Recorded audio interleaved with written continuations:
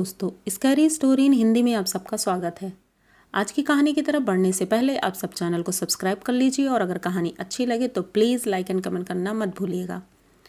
आज की कहानी वही है हॉन्टेड स्टोरी जो कि मेरी आप बीती है, मेरा खुद का एक्सपीरियंस है, तो वो मैं आपके सामने सुनाऊंगी। इसका फर्स्ट पार्ट डिस्क्रिप्शन में लिंक है जो कि आप वहाँ पर जा कर के सुन सकते हैं। तो जब तक आप वो सुनेंगे नहीं तब तक आपको आगे की स्टोरी के बारे में नहीं समझ में आएगा, तो पहले जा कर के आप पार्ट 1 का पूरी स्टोरी सुन लीजिए। तो संक्षेप में बताती हूँ कि पार्ट 1 में क्या था। मैं अपनी मम्मी पापा और अपने भाइयों के साथ अपनी नानी के घर गई थी, जो कि मेरे पापा मुझे वहाँ छोड़ करके और मम्मी को सबको छोड़ करके वापस अपने घर आ गए थे। और वहाँ हम सब बहुत खुश थे, लेकिन मेरे साथ कुछ ना कुछ वहाँ ऐसी एक्टिविटीज़ शुरू हो गई थी जिसकी वजह से मुझे बहुत डर लग रहा था। तो अब देर न करते हुए कहानी की तरफ बढ़ते हैं। जैसे कि उसमें देखा कि वो बर्तनों की आवाज़ आती है किचन से। उसके बाद मैं अपनी नानी जी को बताती हूँ कि नानी जी देखिए यहाँ पर ऐसा कुछ हो रहा है, लेकिन वो सुनती नहीं है। वो अवॉइड करती हैं, बोलती हैं बेटा कुछ भी नहीं है, तुम आराम से लेट जाओ। और मुझे फुसलाने की कोशिश करती हैं क्योंकि मैं डर ना जाऊं, हो सकता है इस वजह से वो कुछ बोल नहीं रही थी।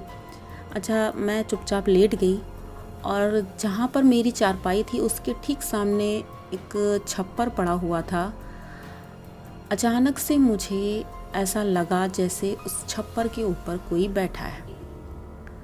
अब ये देख करके मैं काफ़ी देर तक उसको देखती रही। एक तक अंधेरा था, लेकिन इतना समझ में आ रहा था कोई औरत है जो कि बैठी है वहाँ पर। उसके बड़े बड़े बाल थे, वो बैठी है और वो भी मुझे मेरी तरफ ही फेस करके बैठी थी और अपना हाथ सामने करके जैसे मुझे बुलाने का इशारा कर रही थी।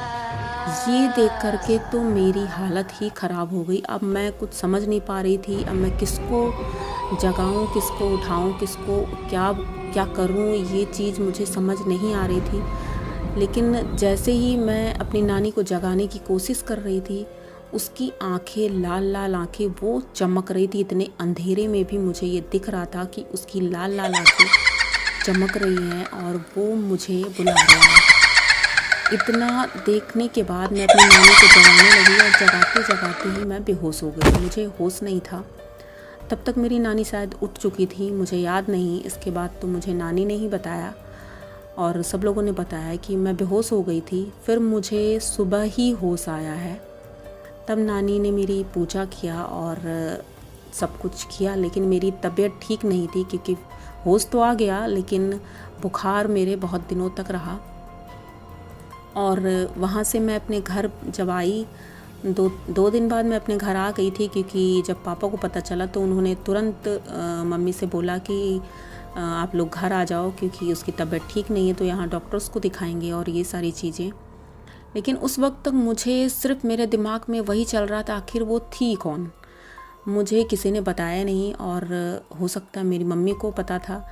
लेकिन उसके 1-2 साल बाद जब मैं थोड़ी सी समझदार हुई, मुझे समझ में आने लगी ये सारी चीज़ें, तो मैंने अपनी मम्मी से एक बार पूछा कि मम्मी ऐसा क्या था वहाँ पर। तब तक हाँ मेरी तबीयत ठीक हो चुकी थी, सब कुछ ठीक था, क्योंकि मेरी नानी बहुत बड़ी पुजारन थी। उन्होंने पूजा पाठ जो किया था और ताबीज़ बांधा था मेरे हाथों में पूजा करके हनुमान जी का, तो उसकी वजह से मैं सेफ़ थी और ठीक थी।